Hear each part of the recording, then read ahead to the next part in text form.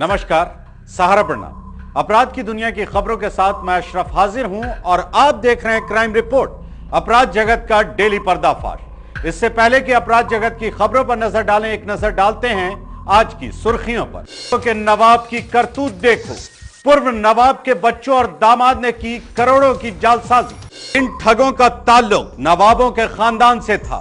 पैसे, रुपए और रसूख की कोई कमी नहीं थी, इसलिए अपने रसूख और अथाह दौलत से महाराष्ट्र में रियल एस्टेट का कारोबार शुरू किया। इनके झांसे में मुंबई सेंट्रल का एक शख्स आया और 1995 में अपनी मां के नाम से पंचगनी में 36 लाख रुपए में एक फ्लैट बुक किया। इसने इन ठगों को 32 और 4 लाख रुपए के 2 चेक भी दिए, पर 3 साल बाद इसे पता चला कि उसका फ्लैट किसी और को बेच दिया गया है। पर बात इतनी ही सी नहीं थी। जब ये ठगों के नवाब से अपना पैसा मांगने पहुंचा तो उन ठगों ने इस गरीब को छोटा शकील का आदमी बताकर गिरफ्तार करवा दिया।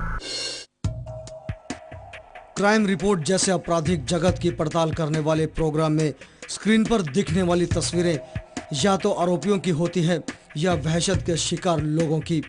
लेकिन आज जो तस्वीरें आप अपने टीवी स्क्रीन पर देख रहे हैं वे न शातिर अपराधी की है और ना ही किसी को बेरहमी से मौत की नींद सुलाने वाले खूंखार हत्यारों की।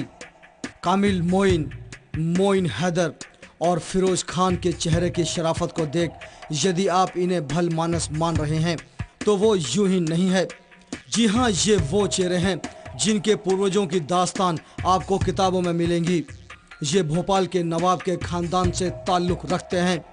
कभी इन पर भोपाल के बाशिंदे अपनी जान छिड़कते थे, पर आज हाल यह हो गया है कि शराफत का नकाब ओढ़े ये 3 चेहरे फर्जीवाड़े के शहंशाह बन गए हैं। पूर्व नवाब के बच्चों और दामाद ने करोड़ों की जालसाजी की है।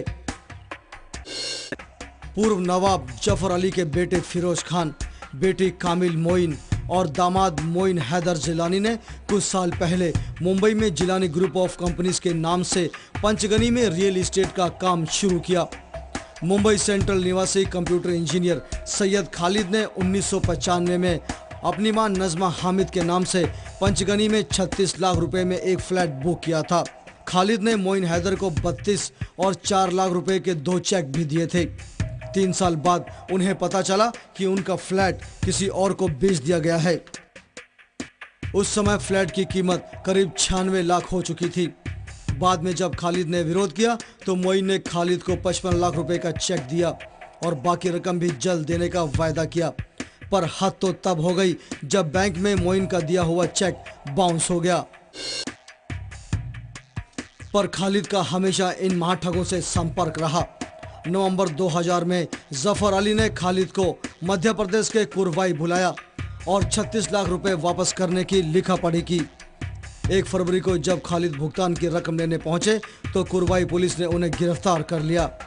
दरअसल इन ठगों ने खालिद को छोटा शकील का आदमी बताया था और शिकायत दर्ज करवाई थी कि खालिद वसूली के लिए आने वाला है और हक की अपनी लड़ाई को अंजाम तक पहुंचाने के लिए पिछले 9 सालों से अदालत के चक्कर काटते फिर रहे हैं। हाँ, खालिद के लिए थोड़ी राहत की बात जरूर है।